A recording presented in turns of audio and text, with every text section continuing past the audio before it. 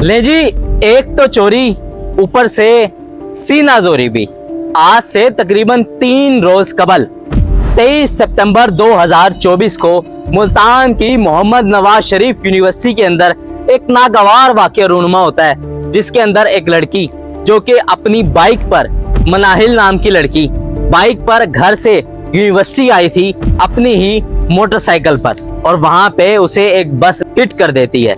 जैसे ही उसको बस हिट करती है तो वहीं पर मौके पर ही वो जान बाग हो जाती है। जान बाग हो जाने के बाद तकरीबन 3 घंटे उसकी लाश वहीं जमीन पर बेयारो मददगार पड़ी रहती है।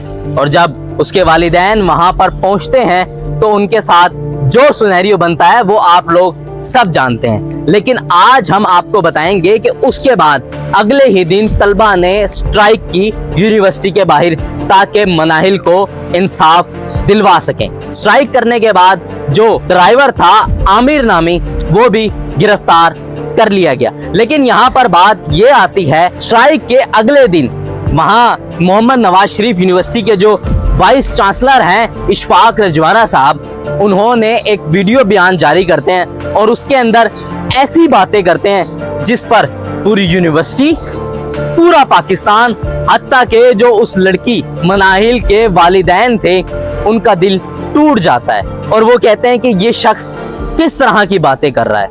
यानी कि एक तो आपके इदारे के अंदर ऐसा काम हुआ, ऊपर से आप ऐसी बातें कर रहे हैं। वीडियो बयान के अंदर वाज़ेह तौर पर देखा जा सकता है कि वीसी साहब जो है, रजवाना साहब, वो कहते हैं कि जी इसके अंदर सारा का सारा अगर कसूर है तो वो मनाहिल का है।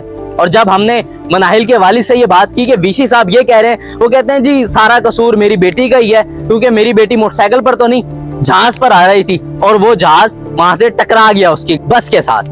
बात सारी ये है। इसके अलावा भी वीसी साहब ने बड़ी बातें की। उसके अंदर ये भी कहा कि ये जो पाकिस्तान के अंदर 50% जो लड़कियां हैं इंडिपेंडेंट हो रही हैं और वो खुद ड्राइव करके जा रही हैं, इसके अंदर उनके पेरेंट्स का कसूर है, उन लड़कियों का कसूर है, क्योंकि उनके पास इतनी स्किल्स नहीं है कि वो इस तरह की चीजें देख सके। अफसोस और दुख की बात यह है कि जहां पर वीसी साहब को उसी मौके वक्त पहुंच जाना चाहिए था, वो वहां पर नहीं पहुंचे, जबकि 3 घंटे तक लाश वहीं पड़ी रही। और उसके बाद जब इनका वीडियो बयान जारी होता है तो वो उसमें भी अपने ड्राइवर की हमायत ले रहे होते हैं और सारा का सारा कसूर जो है वो मनाहिल पर डाल देते हैं। अल्लाह खैर करे ऐसे निज़ाम से।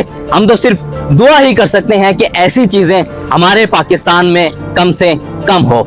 इसी के साथ अपने मेजबान इरशाद जाफरी को दीजिए इजाजत। अल्लाह निगहबान। पाकिस्तान जिंदाबाद।